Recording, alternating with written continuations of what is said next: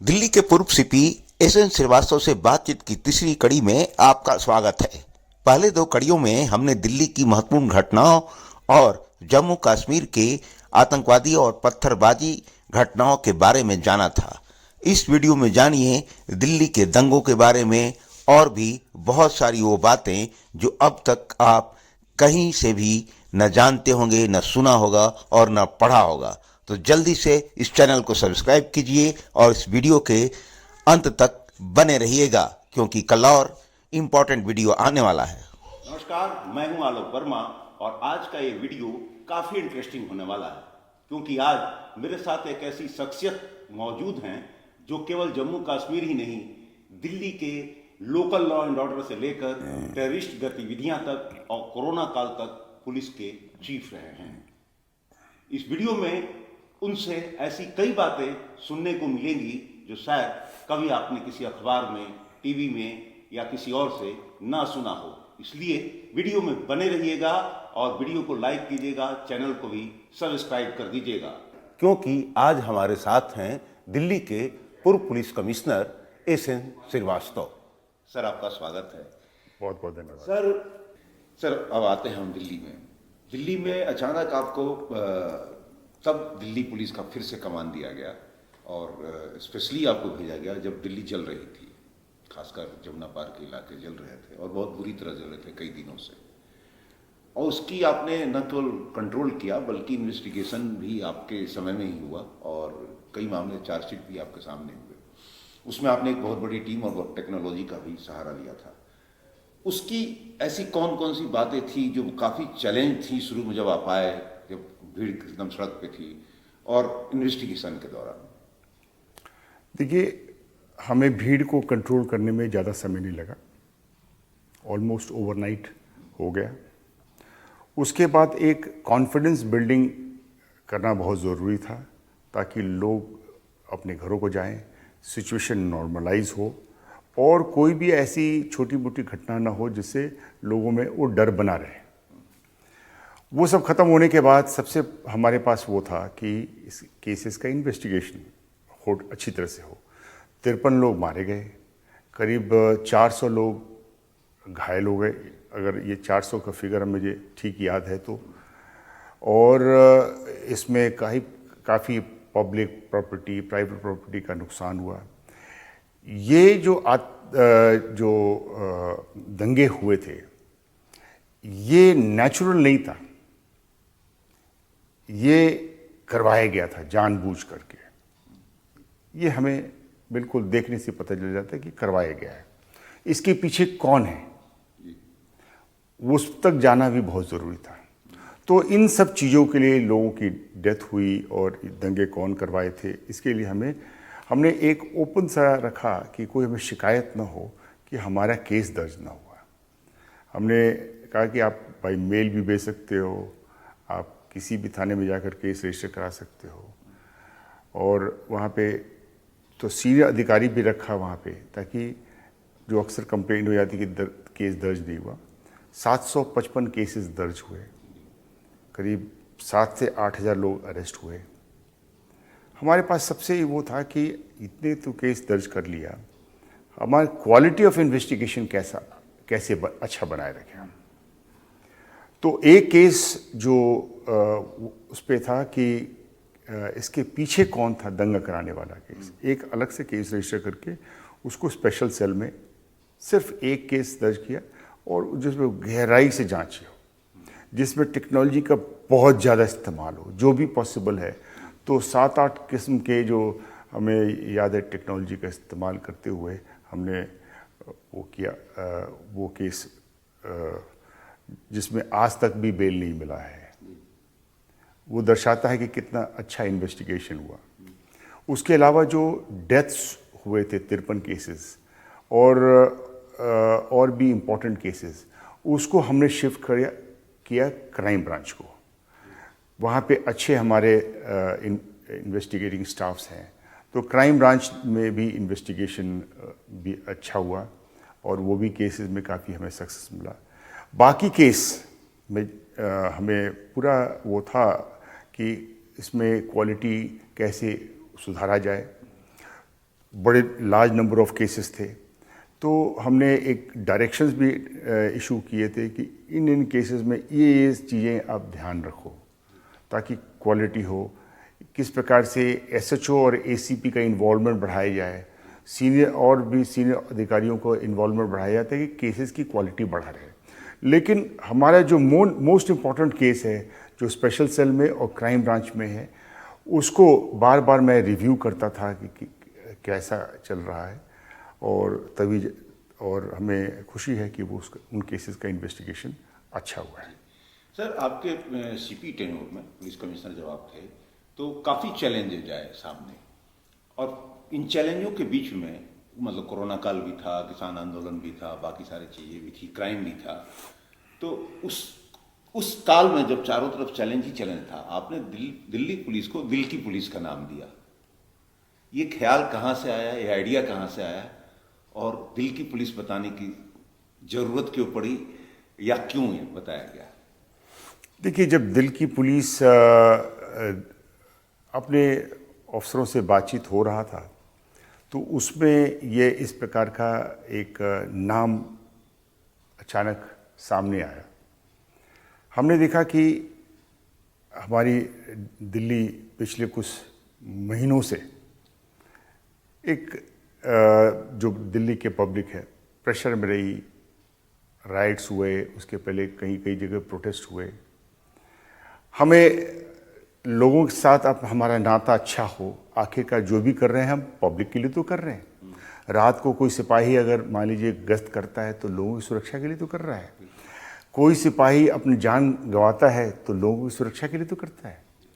तो हमारी क्यों ना पब्लिक के साथ हमारा नाता बहुत अच्छा हो, जिस प्रकार से और कोई बल को लोग बहुत अच्छा मानते हैं तो पुलिस को क्यों नहीं अच्छा मानेंगे। तो हमने ये वर्ड कॉइन किया, दिल की पुलिस।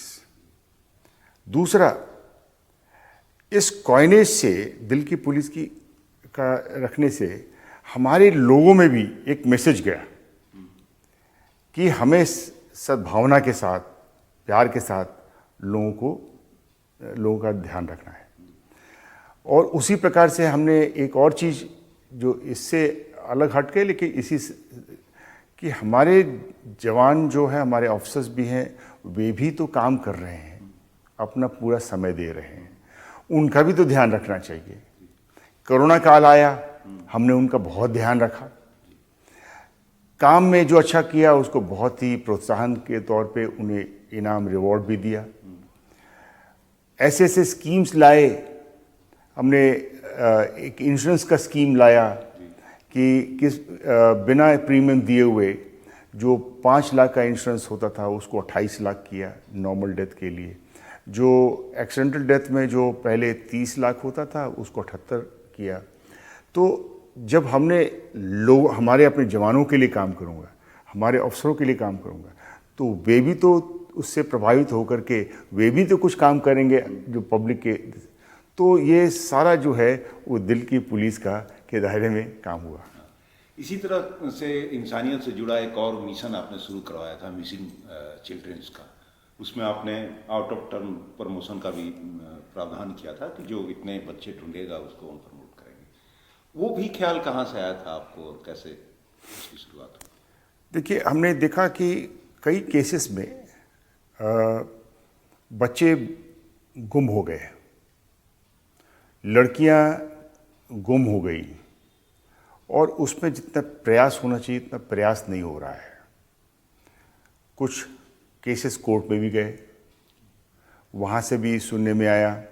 हमारे नॉर्मल इन्वेस्टिगेशन, नॉर्मल जो मैं रिव्यू करता था उसमें भी देखता था कि बहुत केसेस, नंबर ऑफ डिटेक्शन, जो छोटे बच्चे बरामद बहुत परसेंटेज कम था। तो आखिरकार और इस पे एम्फेसिस कम था। नॉर्मल रॉबरी और डकैती में अगर हो जाए तो उस पर काफ़ी पूरा पुलिस टूट के पड़ जाती है कि किस प्रकार से उसको सॉल्व करें। तो क्यों नहीं इसको भी। और ये जो बच्चे हैं मिसिंग चिल्ड्रन, अगर इनको जल्दी से बरामद करके अच्छे वातावरण में न रखा जाए तो कल को ये भी तो क्राइम करेंगे। तो ये सोच करके हमने किया कि इस पे प्राथमिकता दी जाए, इसमें अच्छा, इस दिशा में काम अच्छा होगा तो इनको प्रमोशन दी जाएगी। तो इफ़ आई एम राइट, 50 बच्चे अगर एक साल में बरामद कर दोगे तो आपको आउट ऑफ टर्न प्रमोशन मिला। और उसका नतीजा ये रहा कि जितने बच्चे एक महीने में गुम होते थे उससे ज़्यादा बच्चे बरामद होते थे। जो पिछले जो बरामद नहीं हुए थे पिछले महीनों के, वो बरामद होने लगे। सर, कोरोना काल की सबसे बड़ी याद? कोरोना काल में सबसे बड़ी याद यही थी कि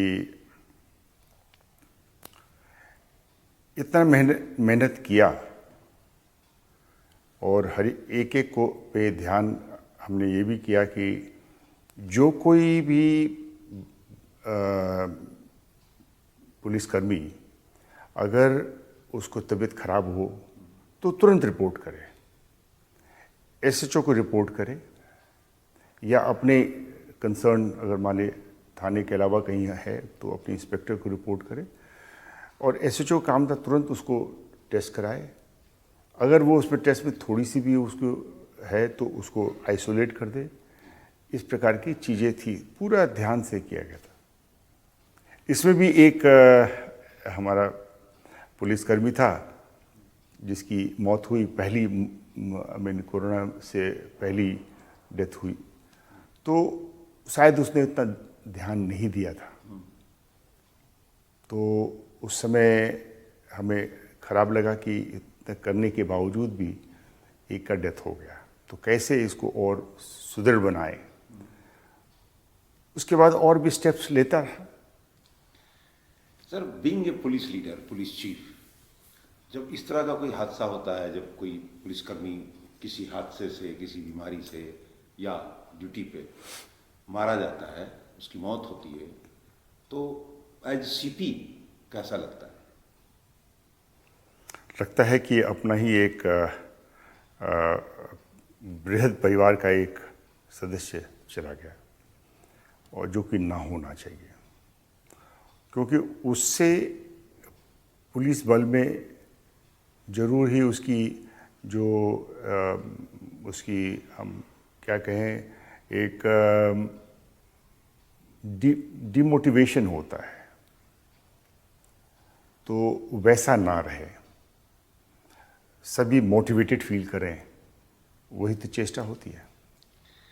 सर, आपके समय में किसान का भी बड़ा खराब सा आंदोलन हुआ और लाल किला तक वो लोग चढ़े, तो क्या लगता है कि पुलिस से चूक हुई थी या ऐसी कौन सी बात थी जो आज भी आपको उद्वेलित करती है? मैं इसको चूक नहीं मानूंगा। जब कोई भीड़ बिल्कुल बेकाबू हो जाए और खासकर यूथ्स जो ट्रैक्टर के साथ आए, हमने 2 महीने तक तो उनको दिल्ली में अंदर आने नहीं दिया था।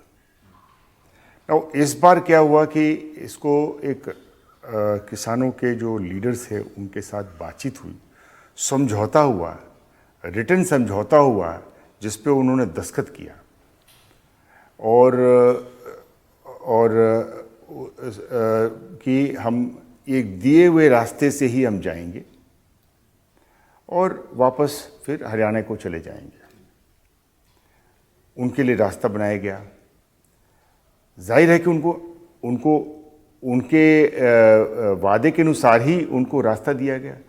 अगर वो रास्ता न जाए और उस समय अपने ट्रैक्टर की जोर पे अंदर घुसने की कोशिश करें, यद्यपि हमने जगह जगह पे बैरियर्स लगाए थे, लेकिन वो बैरियर उतना मजबूत नहीं था जितना, और ओवरनाइट हम जितना कर सकते थे वो उसको किया।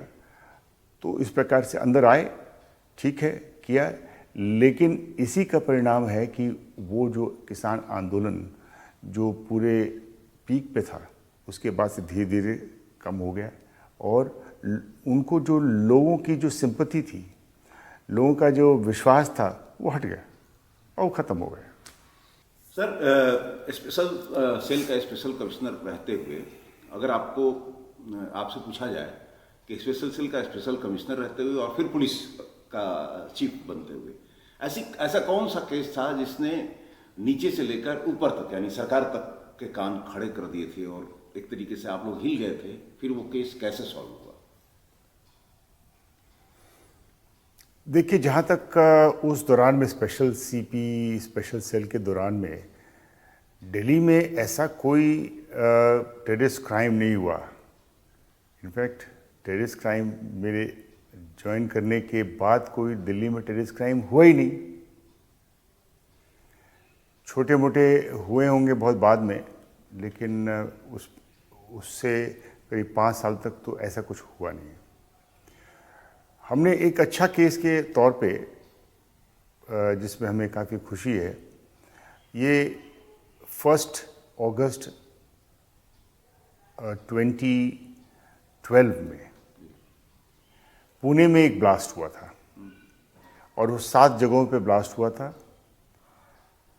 लेकिन लकीली किसी भी आदमी का जान नहीं गया, क्योंकि वो जो ब्लास्ट हुई उसमें पावरफुल ब्लास्ट नहीं हो पाया, किसी तकनीकी कारण से पावरफुल ब्लास्ट नहीं हो पाया। तो ये तो पुणे पुलिस का केस था, लेकिन हम ये जानते थे कि ये अगर इस पे काम ना किया जाए तो कल को दिल्ली में भी आएगा, बिकॉज टेररिस्ट का सबसे बड़ा ऐसा जगह जहाँ पे वो हमेशा चाहते हैं करने को, वो दिल्ली ज़रूर है, नेशनल कैपिटल होने की वजह से। मुंबई है दूसरा जगह जहाँ पे कर सकते हैं, तो हमें काम करना चाहिए। हमने उस पर काम करना शुरू किया और हमने जो 5 आतंकी है उसको हमने पकड़ लिया।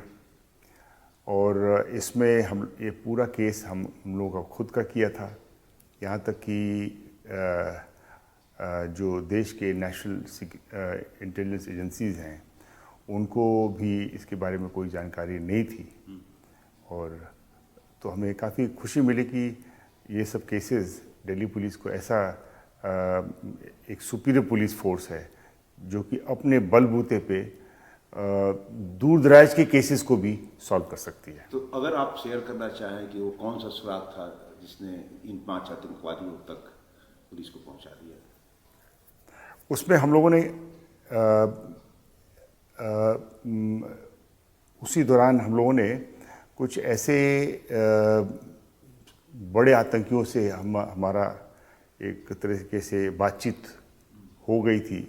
उनको नहीं मालूम था कि हम कौन हैं, और धीरे धीरे उनसे काफ़ी विश्वास हो गया। और विश्वास होने के बाद वे खुद, चूँकि उनको बहुत सारी ज़रूरतें थी, उन्होंने सोचा कि वे अपने ही किसी लोगों से बातचीत कर रहे हैं। लेकिन हमारी भी एक काफ़ी अच्छा एक तरीका था, बड़े अच्छी तरीके से हमने किया कि इनको थोड़ा सा भी जानकारी नहीं हो पाई कि हम कौन हैं। और अंत में हमारे को सारी इन्फॉर्मेशन मिलती गई और उसका इस्तेमाल करते हुए हम लोगों ने इनको पकड़ा। इससे ज़्यादा हम, चूँकि ये एक टेक्निक है, एक इन्वेस्टिगेशन का एक तरीका है, तो इससे ज़्यादा मैं बोलना नहीं चाहूँगा। और जब सीपी बने तब सर? सीपी बने तो उस दौरान भी कोई ऐसा कोई इंसिडेंट नहीं हुआ। उस समय तो मेजर फोकस हमारा राइट्स का था, वो था। उसके अलावा ऐसा कोई बड़ी इंसिडेंट नहीं हुई। सर आप एक चीज़ और मैं कहना चाहूँगा, आप जो भी कह रहे हैं, हमारा बहुत ही दबाव था कि दिल्ली में इस प्रकार से जो गैंग वॉर है बिल्कुल ना हो। तो काफ़ी अच्छी फोर्सेस की, हमें स्पेशल सेल हो या क्राइम ब्रांच हो, एक सबसे बड़ी मेरी उपलब्धि हमारी कि जो डिस्ट्रिक्टों में जो स्पेशल स्टाफ होता है, हर एक डिस्ट्रिक्ट में 15 डिस्ट्रिक्टों में हर एक में स्पेशल स्टाफ होता है, उसको कैसे लिफ्ट करें। और ऐसा हो गया था कि स्पेशल स्टाफ जितने केसेस करते थे उतना तो स्पेशल सेल और क्राइम ब्रांच नहीं कर पाते थे। सर इससे अलग एक और कई बार आपसे चर्चा हुई तो आपने बताया है कि आपका इंटरेस्ट बीइंग इंजीनियर ट्रैफिक में था, लेकिन आपको नॉर्थ का सबसे पहले लॉ एंड ऑर्डर संभालने को दिया गया और डीसीपी बनाया गया। तो कैसे बने थे नॉर्थ के डीसीपी और फिर कैसे डीसीपी बने हुए आपने हिजबुल के आतंकवादियों को गिरफ्तार किया था? डीसीपी साउथ वेस्ट में हमारा करीब करीब टेन्योर पूरा हो रहा था, 2 साल हो गया था। तो हमने अपनी बातचीत में कमिश्नर से बोला कि हमें अगर मौका मिलेगा तो मैं ट्रैफिक में भी करूंगा, क्योंकि टेक्निकल बैकग्राउंड होने की वजह से और मेरी एक समझ थी कि ट्रैफिक की प्रॉब्लम को कैसे दूर कर सकते हैं। अपनी इच्छा जाहिर करी थी, लेकिन चूँकि बहुत सारे उस समय वर्ष 97 में कुल 23 ब्लास्ट हुए थे और उसमें 14 ब्लास्ट एक ही डिस्ट्रिक्ट में हुआ था, नॉर्थ डिस्ट्रिक्ट में। दिल्ली पुलिस प्रेशर में थी, तो कमिश्नर ने सोचा कि एक ऑफिसर को लगाया जाए जो इस पे कुछ स्थिति में परिवर्तन कर सकेगा। तो उन्होंने मुझे लगाया और मुझे याद है 6 दिसंबर 1997 उस दिन हॉलीडे था और 6 दिसंबर एक और तरीके से बाबरी मस्जिद वाली कांड हुई थी, तो उसमें भी सतर्कता बरतना था। तो उस दिन मैंने ज्वाइन किया था और उसके अगले 1.5 साल तक मैं नॉर्थ डिस्ट्रिक्ट में रहा और कोई ब्लास्ट नहीं हुई और वे आतंकी अंततः पकड़े गए। एक केस ऐसा भी हुआ था जिसमें हिजबुल मुजाहिदीन के 4 आतंकवादी आए थे। एक एप्पल लाने वाली जो ट्रक है उसमें आए थे और वो वापस जा रहे थे, करीब 47 लाख से ज़्यादा रुपए नगद कैश लेके जा रहे थे। तो रूटीन चेक्स में ये पैसा मिला, शक हुआ कि इतना बड़ा अमाउंट कैश में कैसे कहाँ जा रहा है और उनकी हुलिया देख करके और भी शक हुआ। उनको डिटेन कर ली गई, उनसे पूछताछ हुई और उसमें मैंने हमारी जो स्पेशल स्टाफ के लोग, ऑपरेशंस के लोग हैं, उनको भी लगाया। और जब काफ़ी ग्रिलिंग हुई, उनके पास जो चीज़ें थी, इंफॉर्मेशन थी, उसको जब सर्वेलेंस की गई तो पता चला कि वे हिजबुल मुजाहिदीन के थे और वे अपने डिप्टी सुप्रीम कमांडर जो कश्मीर में है उससे वो बातचीत में थे और ये हवाला से पैसा दिल्ली आया था जिसको वो लेकर जा रहे थे कश्मीर में। फिर वहाँ जम्मू कश्मीर पुलिस और भी खुफिया एजेंसी से संपर्क करके अंत में उस डिप्टी सुप्रीम कमांडर जो है हिजबुल मुजाहिदीन को पकड़ने की कोशिश हुई, जिसमें उसने पुलिस बल पे फायरिंग किया और वो उस एनकाउंटर में मारा गया। तो ये थे हमारे साथ दिल्ली के पूर्व सीपी SN श्रीवास्तव और उनसे बातचीत का सिलसिला अगले वीडियो में भी जारी रहेगा। अगले वीडियो में जानेंगे कुछ और अनसुनी बातें। तो इस चैनल के साथ बने रहने के लिए चैनल को जल्दी से सब्सक्राइब कर लीजिए। नमस्कार।